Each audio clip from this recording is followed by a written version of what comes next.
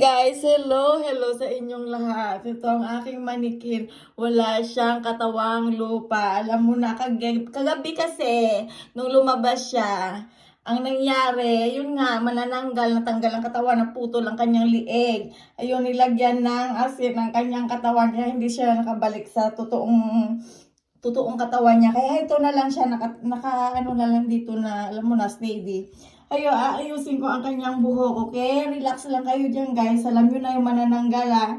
Ang aking maniki naman kakaiba, pugot ang ulo.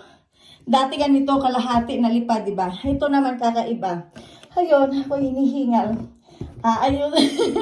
Ayusin ko na. Hindi na ako alam mo na, mag-pronounce ng kung ano-ano hindi maganda na parental guidance sa mga kabataan ngayon na mababait. Ayan, tingnan mo naman ang manikin ko nakasmile.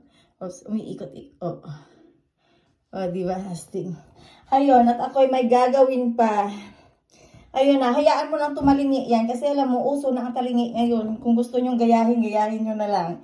Tumalingi kayo kapag inayusan, ha? Umayos-ayos kayo ng maganda ang inyong buhok.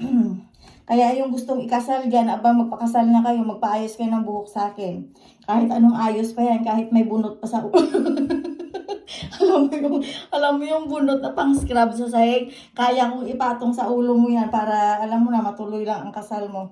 Ayun guys, mamaya ipapakita ko sa inyo kung paano ko inayusan si mannequin, okay? Ang importante ay naayos ko na ngayon, okay? Hintayin nyo mamaya, abangan nyo kung paano ko ayusan. Kasi kapag pinahaba ko pa to, baka mamaya mayroon pang, alam mo na, yung ulo na, marunong din akong gumupit ng ulo na may poknat dito sa gitna. Marunong, alam ko magupit. Ano ba kayo lahat? Alam ko, inaalam ko. At gusto kong alamin. Kung gusto nyo naman magpagawa ng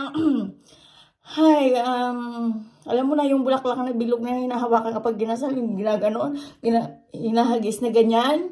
Ganyan. Kaya kong gawin yan. Lahat kaya kong gawin. O yun lang guys. Bye. Ingat kayong lahat.